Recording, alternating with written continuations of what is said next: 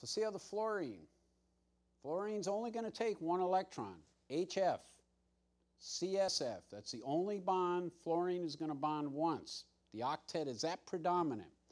But now you see the chlorine here.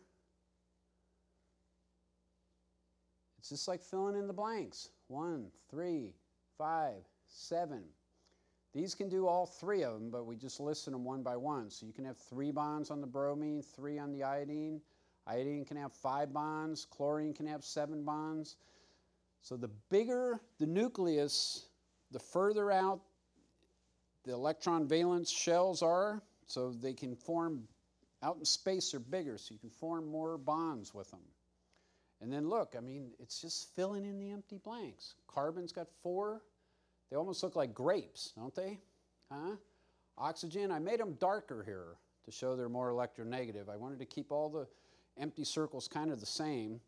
So oxygen will do the same thing down here, though. Sulfur can have 4 bonds or 6 bonds, not 5 or 7 like the halogens. 2, 4, 6. These will form sulfates, your oxy acids again. SO, SO2, SO3. H2SO4 is a sulfate. Sulfuric acid makes a sulfate ion in water. So again, it's balancing these equations by counting the electrons. People don't tell you this when you start studying chemistry. It's little electrons is what you're counting. The nucleus mass of the protons and neutrons shouldn't even be talked about in chemistry. That's nuclear chemistry, which is nuclear physics. So the chemistry itself is the electrons. And I found more students get confused because they're thinking protons, neutrons. Those don't matter. Valence, outermost electrons. Once you fill a shell, you start with another one outside there. Now that's what happens is, see, when you see the noble gases that all have their shells filled, now you start adding 1 electron on the furthest outside. That's going to be easier to strip away. It's held by magnetism. So that you know if the closer it is to the magnet, the stronger it's going to be. So when you get 1 electron out here, it's not held that strong. And the bigger the element, like cesium, that electron will almost fall off by itself. So that's why I say the cesium fluoride is the most ionic compound that there is. Cesium, barium, rubidium, potassium, sodium, these all form the salts. So if you learn anything from chemistry, electropositive elements will give up their electrons easy, and when an electron, a negative charge goes, it leaves a plus. That's why it's a sodium plus anion. Sodium chloride, one of the most famous table salts that there is, right? So this is a table design where you just fill in the blanks, right? Just look, carbon's got 4. Phosphorus, over there, silicon. These guys are bigger nuclei, so the bigger shells out there can form more bonds. So phosphorus can even form 5. PCl3, PCl5. Now do you see how these are odds?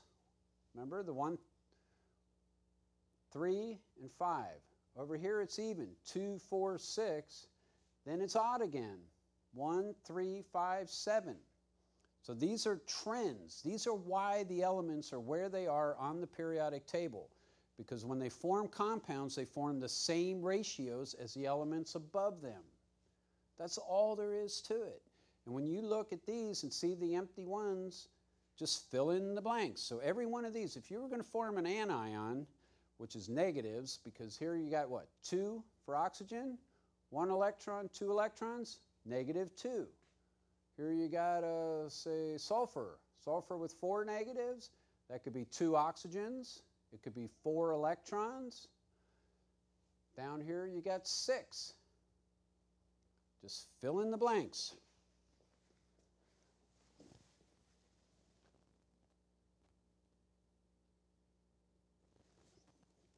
Now this again I did from the periodic table of shapes, because proteins are such a predominant theme in chemistry.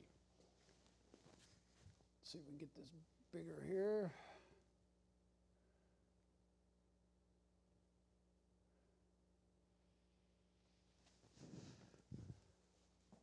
here's another one that I want to show you here. Just shapes. Oxygen is going to be a double bond to the carbon. Carbon diamonds, 4 bonds on the carbon. So if 2 go to that oxygen, it's still got 2 more that it can do. 1 to a nitrogen, 1 to another carbon. How many bonds for nitrogen? It's a triangle. If there's 3 bonds, there's a triangle.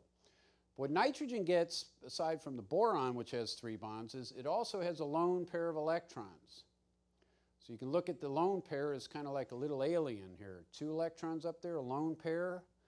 So again, see the way the triangles are, one's pointing up, over here they're pointing down. So the backbone of the proteins, carbon, nitrogen, carbon, oxygen, the next one, carbon, nitrogen, carbon, oxygen, is going to be facing the other way. Now the side groups, when that carbon is there, that forms the amino acid side chain, they call it. So this is called the amino acid backbone, just carbon, hydrogen, oxygen, nitrogen, CHON they call it, C-H-O-N. If you want to get all the elements, it's called CHNOPS, C-H-N-O-P-S. Phosphate and sulfurs come in. But for this, our general discussion, it's just triangles for the 3 bonds, diamonds for carbon, O for oxygen is the 2 bonds on a carbon, and 2 electron pairs. So it's still got 8 electrons around it. Carbon, 2, 4, 6, 8 electrons. Nitrogen, 2, 4, 6, lone pair, 8 electrons. See, it's counting electrons. Nobody tells you that in chemistry, do they? It's all the electrons. That's a chemical bond. All of chemistry is electrons. Count the electrons. Learn the number of bonds it can have.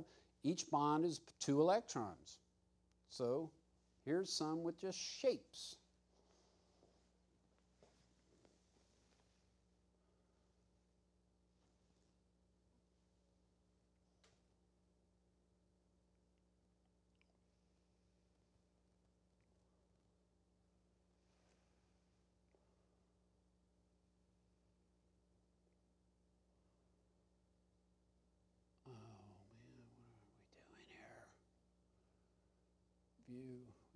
View, that's why we're not doing it here. Full screen mode, Control L. Huh? So here again is more shapes, okay? There's actually octets that form in the middle here. Iron, they used to call these noble metals. Iron's pretty stable because it's got an electron. Even though these are inner shell d electrons here, when it gets 8, there's some stability about iron. What you'll see is these start over again. There's a 1, a chance for ionics of 1, 2, and then 3, they fall right into line with the groups above it again. And then the 4, 5, 6, 7, 8, you're underneath noble gases again. So these again are drawn to scale relating the electronegativity of them. Fluorine, the big circle. Now chlorine here has got a big circle, 2 little ones. Big circle, 4 little ones. Big circle, 6 little ones.